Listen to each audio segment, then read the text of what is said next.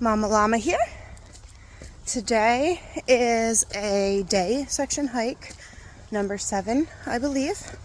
I started at Peters Mountain in Halifax, and I am hiking to Inroad in Duncannon, where I started last Monday. It's a little chilly today, probably in the high 60s. I am wearing a tank top just because I do overheat very easily.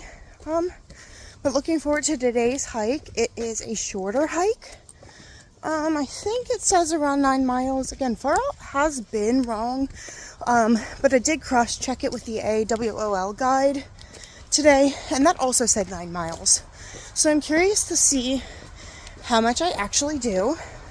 Might take the little side trails with the Clark's Ferry Shelter. You know, it depends on what views and stuff there is, and side trails.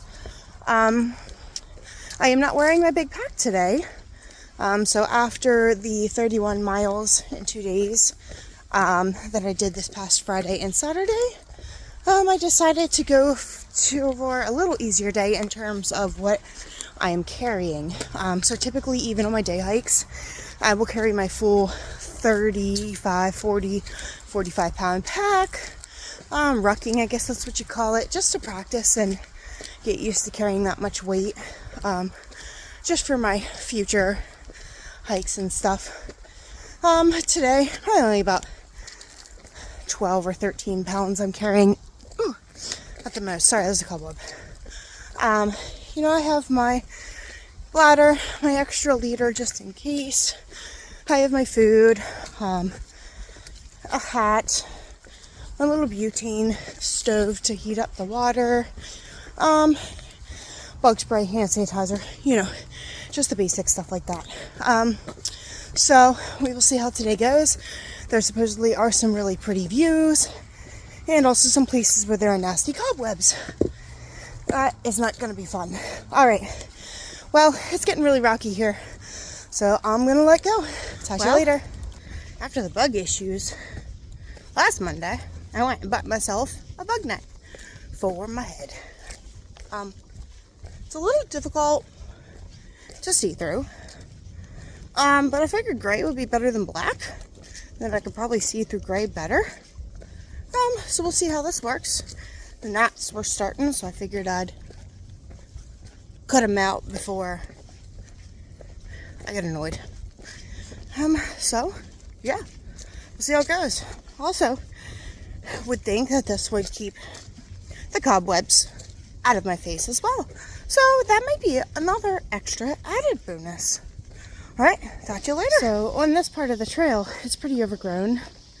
Probably the worst I've seen it so far.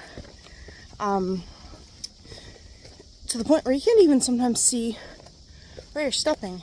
So I tripped a good many times. Didn't fall, recovered each time. But having this bug net down over my face definitely restricts view a little bit. I found if I pull it up like this, it still covers my ears. But that way I can see. I just have to deal with cobwebs, but I'd rather deal with that than trip and fall. So I'm at this pretty cool place here. It's like a power line crossing. There's all these really cool rocks. I came from back there. What's really cool is this view. Look how freaking gorgeous that is.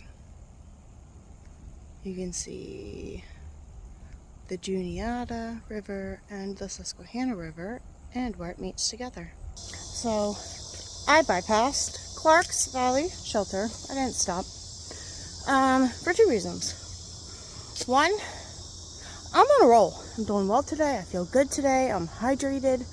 And 2, I don't know if you can tell, my lips are super chapped. And the one thing I forgot to pack in my day bag today was chapstick. Normally I have a couple tubes with me in my larger pack, but today not so much. So I'm just trying to get to my car as quick as possible because my lips hurt and they're very dry. And I'm afraid to eat anything salty for fear that it'll aggravate it. So we'll see what happens. Alright, I'm coming down off the mountain and I'm about ready to cross over the railroad tracks and walk across the bridge, which goes across the river. read a lot of reports that there are trains that are randomly parked here that you have to walk around. Some people even go over them, which I won't do. I would rather walk around. However, there's no train sitting here. So it looks like I should be able to cross easily. So far, this hike has been super easy. Mostly downhill. I did south on purpose. I think I like that. So, let's cross.